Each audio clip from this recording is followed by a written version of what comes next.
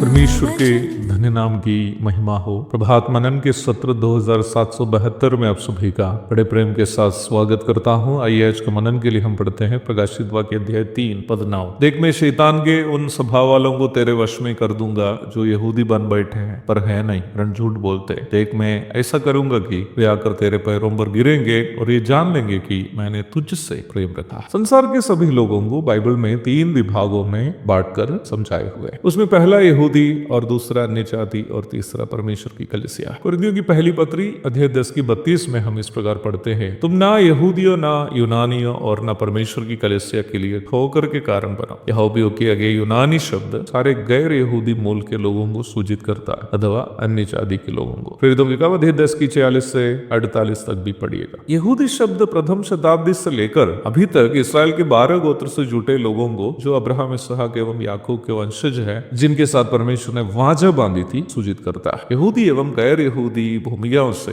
जो लोग यीशु मसीह पर विश्वास करके उद्धार पाए हैं उन्हें परमेश्वर की कलीसिया कहते हैं। गलातियों की पत्री अध्याय 3 पद 26 से 28 तक पढ़िएगा। प्रारंभ में पढ़ी गई बाइबल पद में फिलदेल्फिया कलीसिया से जो वचन का उपदेश थामे रहने वाली एक कलीसिया थी, प्रभु कह रहा है कि एक दिन यहूदी धर्म को मानने वाले लोग ये समझेंगे कि सही में प्रभु के लोग कौन थे। पद में उपयोग किया गया शैतान के उन सभा वाले करके प्रयोग अंग्रेजी में those of the synagogue of Satan करके अनुवाद किया है। सिनेगोग शब्द यहूदियों के प्रार्थनालयों को सूचित करता है। प्रथम शताब्दी में मसीह विश्वास का विरोध जितने रोमी लोग करते थे उतने या उससे अधिक यहूदी करते थे। आज भी बहुत सारे यहूदी सुसमाचार संदेश के कट्टर विरोधी है। मेरे परिचय का एक मसीह प्रचारक जब इस्राएल में एक सड़क के किनारे यीशु मसीह का प्रचार कर रहा था, एक स्थानीय यहूदी ने आकर उसके मुंह पर थूका। प्रेरित पौलुस यहूदियों के विषय में पहला थिस्सलुनीकियों 2:15 एवं 16 पदों में इस प्रकार कहता है, जिन्होंने प्रभु यीशु को और भविष्यद्वक्ताओं को भी मार डाला और हमको सताया, और परमेश्वर उनसे प्रसन्न नहीं, और वे सब मनुष्यों का विरोध करते और वे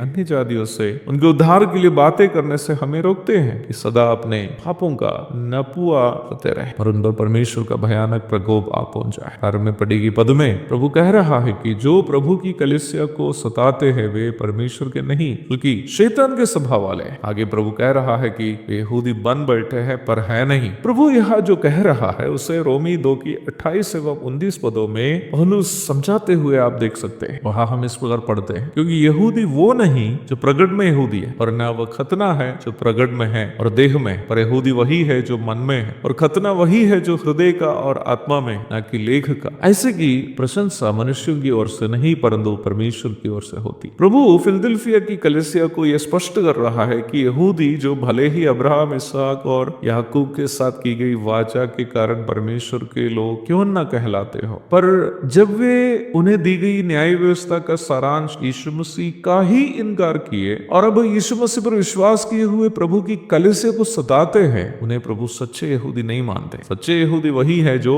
लिखित वचन पवित्र शास्त्र का निचोड़ यीशु मसीह पर जो वचन का देह रूप है अपना विश्वास रखे। आगे वो कह रहा है कि ऐसा दिन यथाशीघ्र आ रहा है जब इन शारीरिक यहूदी को इस बात मानना पड़ेगा कि कलीसिया जो वचन पर विश्वास किए थे, यीशु मसीह पर विश्वास किए, वही सच्चे यहूदी। आज यहूदी ये सोचकर घमंड करते हैं कि मसीह उनका है और उनसे प्रभु सर्वाधिक प्रेम करता है, लेकिन एक दिन वे ये जानेंगे कि मसीह का पहला प्यार यहूदी से नहीं था बल्कि उनका पहला प्यार कलीसिया से, जिसे उन्होंने अपना खून से खरीदा। लेकिन ये घटना कब होगी? हम कल के मनन में प्रभु की इच्छा हुई तो इस प्रश्न का उत्तर ढूंढेंगे। तब तक के लिए आपसे विदा हो जाता हूँ। प्रभु आप सबको आशीष दे। आमीन।